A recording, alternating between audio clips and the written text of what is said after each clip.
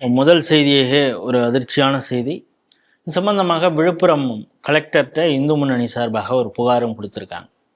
என்ன அப்படின்னு பார்த்தோன்னா, அங்கே பசங்களுடைய கம்யூனிட்டி சர்டிஃபிகேட்டு, அவங்களுடைய டிசி, இதிலெல்லாம் இந்து அப்படிங்கிற கம்யூனிட்டி சர்டிஃபிகேட் கொடுக்குறாங்க. அதில் இந்து இன்னார், இந்து இந்த ஜாதின்னு இருக்கும்.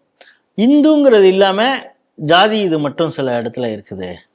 இது வேண்டுமென்றே செய்யப்பட்டதா?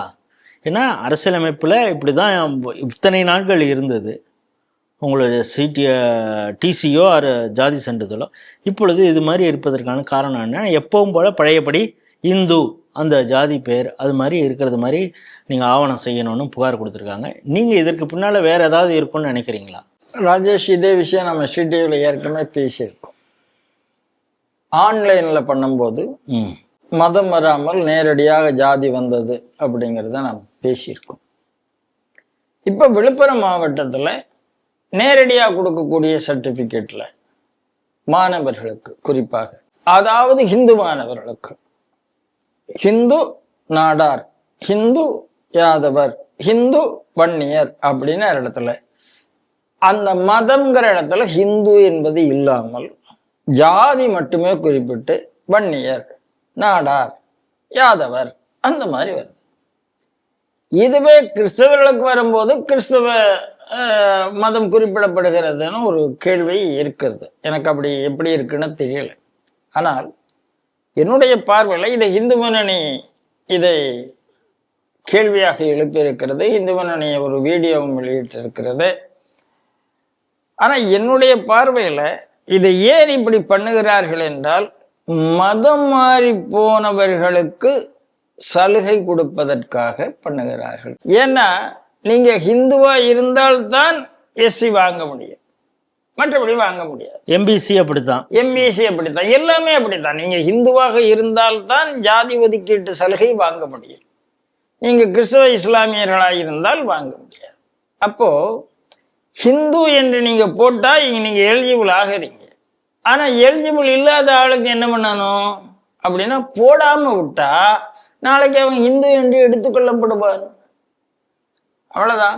கிறிஸ்துவராக கூட இருந்து கிரிப்டோ கூட வெறும் ஜாதியை மட்டும் போட்டா இந்த ஜாதிக்கு இடஒதுக்கீடு இருக்கிறது அப்படிங்கிற பேர் தான் வரும்.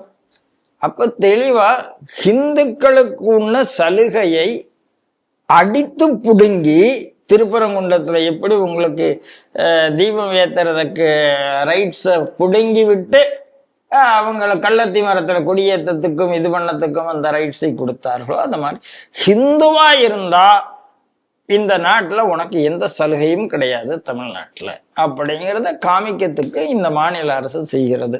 நான் நிறைய பேர் கேட்குறாங்க, மாநில அரசு சிறுபான்மை ஓட்டுக்களுக்காக செய்கிறதா அப்படிங்கிற. அப்படிலாம் கிடையாதுங்க. அது ஹிந்து விரோத அரசு.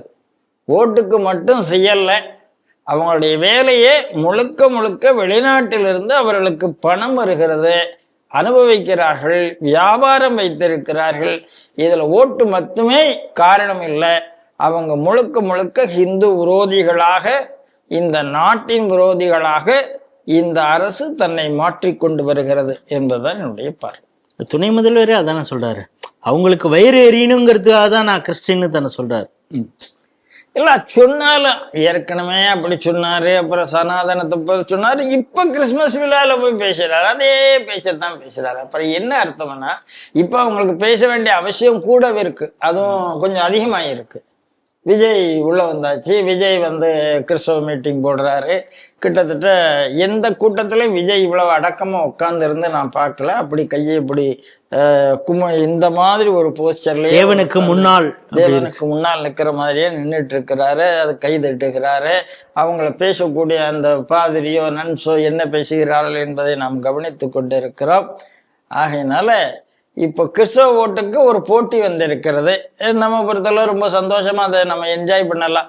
அவங்க ரெண்டு பேரும் போட்டி போட்டா தென் மாவட்டங்கள்ல ரொம்ப அழகா பாரதிய ஜனதா கட்சிக்கு அது நல்ல உதவிகரமாக தான் இருக்கும், அதில் மாட்டுக்கருத்து கிடையாது. ஆனால் இவர்கள் நோக்கம் இந்துக்களை இழிவுபடுத்துறது மட்டும்தான். இப்போ இஸ்லாமியர்களுக்கு என்ன நோக்கம்? அரசியல் நோக்கமா? இந்துக்களை இழிவுபடுத்தி இஸ்லாமியமயமாக்க வேண்டும் என்று நோக்கம். கிறிஸ்தவர்களுக்கு என்ன நோக்கம்? இந்துக்களை இழிவுபடுத்தி கிறிஸ்தவமயமாக்க வேண்டும் என்பதுதான் நோக்கம். இவர்களுக்கு என்ன நோக்கம்னா அந்த ரெண்டும் தான் இவர்கள் நோக்கம். வெறும் இவர்களுடைய எஜமானர்கள் அவர்கள். நீங்க ஓட்டுக்காக மட்டும் சொல்ல, அவங்க வியாபார எஜமானர்கள், வேற வேற வழியில எஜமானர்கள். ஏன்னா 47 சுதந்திரம் கிடைத்த காலத்துல அவங்க போனா போட்டும் நீங்க தமிழ்நாட்டுல இருன்னு சொன்னவர்கள். அப்ப இவர்கள்ட்ட வந்து நீங்க ஏதோ இன்னைக்கு ஓட்டுக்காக அவங்க பண்றாங்கங்கிற விஷயத்தோட நின்று விடக்கூடாது. அவங்க ஜீன் என்பதை இந்து எதிர்ப்பு, இந்திய எதிர்ப்பு, இதைத்தான் நான் புரிந்து கொள்ள வேண்டும் என்று நான் நம்ம வாசகர் முன்னால வைக்கிறேன்.